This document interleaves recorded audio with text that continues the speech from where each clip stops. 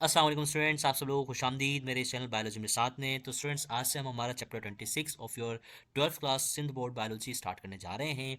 और उस चैप्टर का नाम बच्चों बायोटेक्नोलॉजी है। और बायोटेक्नोलॉजी का जो बच्चों हम आज एक्चुअली इंट्रोडक्शन लेंगे, तो इंट्रोडक्शन के अंदर हम जस्ट हाउ नाउ समझेंगे कि एक्चुअली बायोटेक्नोलॉजी में मतलब क्या है, मकसद क्या है, किस तरीके से इसमें काम हो रहा है, कौन सी टाइप की इसमें टेक्नोलॉजी हम कहते क्यों हैं, ये पूरी पूरी आज हम बात इस इंट्रोडक्शन में समझेंगे। और मैं आपको कुछ आउटलाइन भी दे देता हूँ कि क्योंकि जो हम इस लेक्चर की सीरीज़ लेकर इस चैप्टर की जितनी भी लेक्चर्स की सीरीज़ आएगी, तो उनमें हम फर्दर क्या क्या पढ़ेंगे।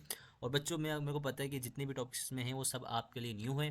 अगर आप मेरे चैनल पे न्यू है, बिल्कुल न्यू आए हैं, तो काइंडली इस मेरे चैनल को लाइक करके रख लीजिए। मेरी आपसे गारंटी है कि अगर आप मेरे इस लेक्चर्स को देखते हैं तो आप इसमें अपने कॉन्सेप्ट फंडामेंटली क्लियर करके जाएंगे, if you watch sincerely and patiently and understand thoroughly my lecture. तो स्टूडेंट, सबसे पहले हम जो समझेंगे आज हमारे लेक्चर के अंदर, सिर्फ हम समझेंगे बायोटेक्नोलॉजी का मकसद क्या है, बायोटेक्नोलॉजी जो टर्म है तो वो हमें एक्चुअली क्या बताती है। देखें, अगर स्टूडेंट हम पैसेज पढ़ने से पहले अपनी बुक का इधर हम कुछ मेजर कॉन्सेप्ट के ऊपर नज़र डाल लें कि हम इस चैप्टर में पढ़ेंगे क्या, तो वो हम इस चैप्टर में जो चीज़ सीखेंगे वो सीखेंगे एक्चुअली क्लोनिंग ऑफ जीन क्या होती है, डीएनए सीक्वेंसिंग क्या होती है, डीएनए एनालिसिस क्या होती है, जीनोमिक मैप क्या होता है। इसी तरीके से हम बाकी और भी कॉन्सेप्ट जैसे कि टिश्यू कल्चर क्या होता है, ट्रांसजेनिक बैक्टीरिया, प्लांट्स, एनिमल्स, ये क्या होते हैं, इनके बारे में समझेंगे हम। इसी तरीके से हम बायोटेक्नोलॉजी एंड हेल्थ केयर के कॉन्सेप्ट को समझेंगे कि किस तरीके से क्या आपकी बायोटेक्नोलॉजी काम कर रही है आपके हेल्थ केयर को सही करने में। इसी तरीके से हम जो हमारे लास्ट लास्ट टॉपिक होगा इस चैप्टर का, वो होगा scope and importance of biotechnology. तो स्टूडेंट्स, ये लेक्चर में हम बहुत सारी चीज़ें सीखने जा रहे हैं, समझने जा रहे हैं। तो मेरी आपसे रिक्वेस्ट है काइंड है कि आप बने रहिए, क्योंकि ये लेक्चर में स्पेशली आपकी बिल्कुल सिंध टेक्स्ट बुक बोर्ड जाम शुरू की टेक्स्ट में से पढ़ा रहा हूँ। और मैं कोशिश करूँगा कि आप सब बच्चों के लिए नोट्स भी बनाओ, और नोट्स बने हुए होंगे तो मैं उसका डिस्क्रिप्शन में आपको लिंक प्रोवाइड कर दूँगा। तो स्टूडेंट्स, अब हम समझते हैं पूरी बायोटेक्नोलॉजी के हवाले से। और इस पूरी जो पैसेज आपको दिख रहा है, इस पूरे पैसेज के अंदर आपकी इस फील्ड के आइम्स को क्लियर किया गया है, मॉडर्निटी यानी कि आपकी फील्ड की जिद्दत क्या उसके बारे में बताया गया है, और इसका इम्पैक्ट क्या होगा हमारे ह्यूमन वेलफेयर के ऊपर, ये भी इसमें बताया गया है। देखिए बच्चों, अगर आप बायोटेक्नोलॉजी की सिर्फ बात करते हैं ना मेरे बच्चों, बायोटेक्नोलॉजी के अंदर बहुत सारे डिसिप्लिन होते हैं। क्या होते हैं? Biotechnology is a multi disciplinary field of the biology, यानी कि बायोलॉजी की ही मल्टी डिसिप्लिनरी फील्ड है, जो कि डील करती है किससे बच्चों, एप्लीकेशन ऑफ बायोलॉजिकल फिनोमिना, यानी कि बहुत सारे बायोलॉजी की जो फिनोमिना है उनकी एप्लीकेशन के थ्रू डील करती है। कैसे डील करती है? बाय यूजिंग लिविंग ऑर्गेनिज्म, यानी कि ऑर्गेनिजम्स का इस्तेमाल करती है, जैसे कि सेल्स हो गए, और इसी तरीके से बच्चों बायोमोलिक्यूल्स हो गए, यानी कि ऐसे मॉलिक्यूल्स जो कि आपके लिविंग ऑर्गेनिजम्स बनाते हैं। उन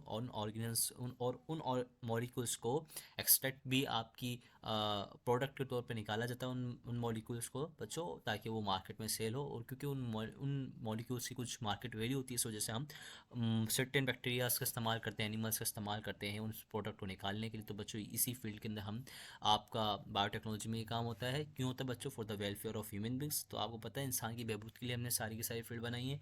तो बच्चों, अगर हम इसके मकसद की बात करते हैं, अगर मैं आपको समझाना चाहूँ कि what is the basic aim of the biotechnology, तो बच्चों वो ये है कि इम्प्रूवमेंट करना ऑफ ह्यूमन हेल्थ। सही है। एग्रीकल्चर यानी कि आपकी फसलें, क्योंकि आप खाना किसके ऊपर डिपेंडेंट, क्योंकि आपकी जो फसलें हैं, आपकी फसल ज़मीन, जो आपकी ज़रख़ेज़ ज़मीन है, उसमें से जो फसल निकल रही है बच्चों, अगर आपकी ज़मीन ही ख़राब हो गई, आपकी ज़मीन के ऊपर ऐसे बीज ही नहीं मिल रहे कि जो जो जर्मिनेट हो आपकी ज़मीन में, तो फ़ायदा, आप तो भूखे मर जाएंगे, यानी कि आपकी जितनी भी पॉपुलेशन है उस एरिया की, वो तो फिर भूखी मर जाएगी। तो इस तरीके से बच्चों नए नए जो सीड्स बनते हैं, और उन सीड्स के नतीजे में हमें ज़्यादा फसल की क्या होती है बच्चों, काश्तकारी होती है, जो कि हमारी फूड सिक्योरिटी को मेंटेन करती है। फेमाइन नहीं आने देती बच्चों। जो फेमाइन जो टर्म है बच्चों, अगर आप समझना चाहें, फेमाइन इसको हम बोलते हैं कहत, यानी कि जिसमें आपके पास पूरी खाने की क्या हो जाए बच्चों, कमी हो जाए। तो बच्चों ये ना आए, फेमाइन कॉज ना करे। तो इस वजह से आपकी बायोटेक्नोलॉजी इधर भी काम करती है, और दूसरा काम करती है आपके एनवायरनमेंट को क्या करने के लिए, बिल्कुल मेंटेन करने के लिए, इंप्रूव करने के लिए।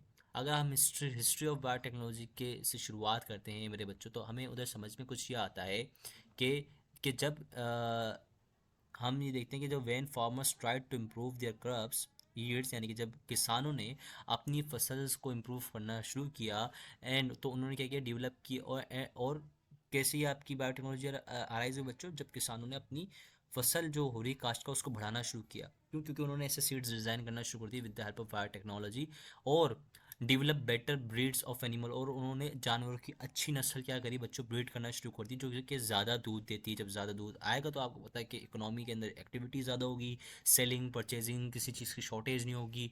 और कौन से मेथड से बच्चों, ये जो मेथड है जिसके तहत उन्होंने क्रॉस ब्रीडिंग करी थी बच्चों, वो थी आपकी आपकी क्या बोलते हैं, क्रॉस ब्रीडिंग टेक्निक्स, क्या बोलते हैं बच्चों से हम, क्रॉस ब्रीडिंग टेक्निक्स। तो इसको मैं आपके लिए हाईलाइट कर देता हूँ बच्चों फॉर योर असिस्टेंस। यस तो बच्चों क्रॉस ब्रीडिंग टेक्निक्स के थ्रू क्या हुई, आपकी हिस्ट्री स्टार्ट हुई बायोटेक्नोलॉजी की। और फिर क्या होता है बच्चों, उसके साथ साथ ही होता है क्या है कि फिर मॉडर्न बायोटेक्नोलॉजी आ जाती है। क्या आ जाती है फिर बच्चों, मॉडर्न बायोटेक्नोलॉजी के अंदर एक और टेक्निक डेवलप हुई जिसको कहा जाता है आपकी जो टेक्निक है बच्चों, उस वो टेक्निक सबसे ज़्यादा मशहूर है, और वो इसमें ही, और इस टेक्निक में, और इसी टेक्निक के ऊपर आपकी बुक ने बहुत ज़्यादा लिखा है, तो हम इसको भी पढ़ेंगे जब हम आगे फर्दर अपने लेक्चर्स में जाएंगे। इस टेक्निक का नाम है बच्चों रिकॉम्बिनेशन डीएनए टेक्नोलॉजी। बच्चों रिकॉम्बिनेशन डीएनए टेक्नोलॉजी को रिकॉम्बिनेंट डीएनए टेक्नोलॉजी भी बोल देते हैं। तो बच्चों इस टेक्नोलॉजी को बना मॉडर्न इसलिए कहा जाता है क्योंकि बच्चों इसके अंदर क्या फ़ायदा होता है, इसके अंदर फ़ायदा ही हमें ये होता है कि इसमें जो रिज़ल्ट होते हैं बिल्कुल सेम होते हैं, यानी कि हम अच्छी किस्म की सीड्स बना सकते हैं, ब्रीड्स कर सकते हैं, लेकिन विदाउट एनी फेलियर और चांस ऑफ फेलियर, यानी कि इसमें कोई चांस नहीं होता किसी भी चीज़ का नाकाम होने का। लेकिन अगर हम क्रॉस ब्रीडेड में देखते हैं तो उसमें हमें बहुत सारे फेलियर देखने को मिलते हैं, हमें डिज़ायर ब्रीड डेवलप नहीं हो पाती, बल्कि बीमारी वाला जानवर डेवलप हो जाता है, जो कि ultimately is the dangerous for the animal husbandry industry, जिसके अंदर हम गाय भैंसे पालते हैं। तो उसके अंदर वो एक बहुत बड़ी गलती है जो कि नहीं होनी चाहिए, क्योंकि बीमार एनिमल्स भी कभी कभी क्या हो जाते हैं, क्रॉस ब्रीड हो जाते हैं, जिसके नतीजे में हमें खतरनाक ब्रीड मिल जाती है जो कि हमें नहीं चाहिए होती। तो इस नतीजे को कम करने के लिए हमने मॉडर्न बायोटेक्नोलॉजी की टेक्निक को डेवलप किया, जिसको रिकॉम्बिनेशन डीएनए टेक्नोलॉजी कहते हैं।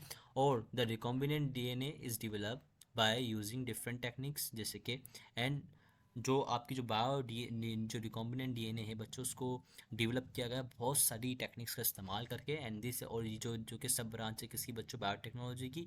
किसकी ब्रांच है बच्चों, सब ब्रांच है बायोटेक्नोलॉजी की। और उस ब्रांच को हम कहते हैं क्या बच्चों, जेनेटिक इंजीनियरिंग। यानी कि जेनेटिक इंजीनियरिंग वो फील्ड है जिसके अंदर हम मॉडर्न बायोटेक्नोलॉजी के टूल्स को इस्तेमाल करते हैं। उस टूल का नाम बच्चों क्या है हमारे पास, recombinant DNA technology, which deals with the manipulation in the material of an organism, जो कि डील करती है आपके जो भी मटेरियल होता है, यानी कि डीएनए से डील करते हैं, यानी कि डीएनए का जो भी सीक्वेंस होगा। मिसाल के तौर पे मैं बात करता हूँ कि हमारे पास एक डीएनए है, तो बच्चों उस डीएनए के अंदर कुछ ऐसी जीन है, मैं बोलता हूँ कि भाई हमारे पास आलू है।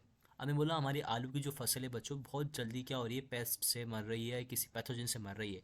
तो बच्चों हम आलू के डीएनए को निकालेंगे, आलू का जो भी सीड होगा उसके डीएनए को निकालेंगे, हम उसमें क्या करेंगे, कुछ ऐसी जीन उसके आलू के डीएनए में फिट कर देंगे जो कि हेल्प आउट करेगी, आलू की पूरी फसल को रेजिस्टेंट करेगी, यानी कि बचाएगी किससे, उस पैथोजन से या उस केमिकल से जो कि उनकी पूरी पूरी फसल को क्या करता है, डिस्ट्रॉय करता है। जिस तो बच्चों से हमें इनडायरेक्टली फ़ायदा क्या हुआ कि इससे हमारी जो भी करप थी फसल थी आलू की, वो क्या हो गई बच्चों, बहुत अच्छी हो गई, यानी कि उसने हार्म नहीं पहुंचाया। और इसी तरीके से अगर देखा जाए तो आज के दिन में हम जो इंसुलिन बनाते हैं, जो कि हमें पेशेंट्स को दी जाती है, डायबिटीज़ के पेशेंट्स को दी जाती है, तो बच्चों वो भी हम इस ही टेक्नोलॉजी के थ्रू बनाते हैं। लेकिन इससे पहले जब हमारे पास ये रिकॉम्बिनेशन डीएनए टेक्नोलॉजी नहीं थी, तो तब हम क्या करते थे बच्चों, हम लेते थे एनिमल्स, और एनिमल्स का पिट्यूटरी ग्लैंड को निकाल के उसमें से हम क्या एक्सट्रैक्ट करते थे, आपका वो सॉरी पिट्यूटरी ग्लैंड की बात कर रहा हूँ, हम एनिमल्स में से क्या एक्सट्रैक्ट करते थे, इंसुलिन का एक्सट्रैक्ट करते थे। इसी तरीके से ग्रोथ हार्मोन हो गए, उनको भी हम कैसे एक्सट्रैक्ट करते थे कि हम एनिमल का पिट्यूटरी हार्मोन लेके उसमें से हम फ्यू एमएल्स या few drop of hormone extract करते थे, जो कि